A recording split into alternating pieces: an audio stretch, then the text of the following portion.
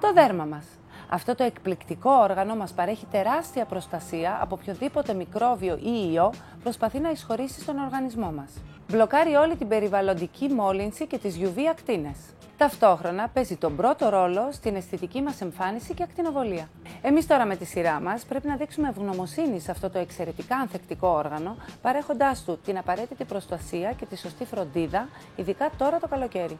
Πώς θα προετοιμάσουμε το δέρμα μας για την παραλία, πώς θα είμαστε σίγουρες ότι είμαστε καλά προστατευμένες? Μαζί μας η δερματολόγος Άννα Μαραγκάκη.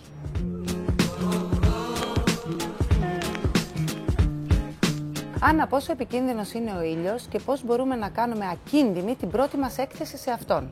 Παρότι θεωρώ τον ήλιο φίλο μας, γιατί είναι γνωστή ευεργετική δράση, κυρίως στην ψυχολογία, αλλά και στην οργανική μας εύρυθμη λειτουργία, όπως είναι η σύνθεση της βιταμίνης D, ο ήλιος μπορεί να αποβεί και πάρα πολύ σκληρός εχθρός αν δεν προστατευτούμε κατάλληλα από αυτόν. Είναι γνωστό και ειδικά τα τελευταία χρόνια, λόγω της τρύπας του όζοντος, ότι οι καταστρεπτικές συνέπειες του ήλιου είναι όχι μόνο βραχυπρόθεσμες, προκαλώντας εγκάβματα, αλλά και μακροπρόθεσμες, από τη φωτογύρανση μέχρι την καρκινογένεση.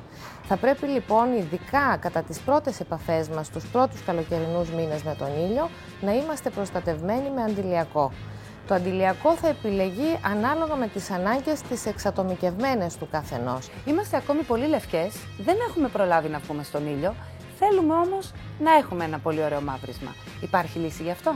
Επειδή είναι γνωστό ότι σε όλες τις γυναίκες αρέσει να είναι λίγο έως πολύ μαυρισμένες το καλοκαίρι, η βιομηχανία καλλυντικών έχει βρει τη λύση και γι' αυτό, τουλάχιστον για την πρώτη έκθεσή μας, στην παραλία είτε οπουδήποτε αλλού.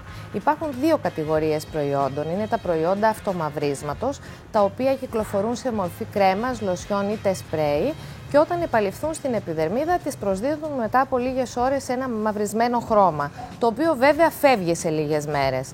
Υπάρχει και η κατηγορία των επιταχυντών, με τους οποίους, οι οποίοι κυκλοφορούν σε μορφή γαλακτομάτων και όταν εφαρμοστούν στο δέρμα επιταχύνουν την παραγωγή της μελανίνης. Επιλέξτε αυτομαυριστικό γαλάκτομα με φυτικά εκχυλίσματα, καφεΐνη και γουαρανά, που προσφέρει σύσφυξη της επιδερμίδας, ενεργοποιεί τη λιπόλυση, αυξάνει την ελαστικότητα και το σφρίγος της επιδερμίδας και μειώνει την όψη φλοιού πορτοκαλιού.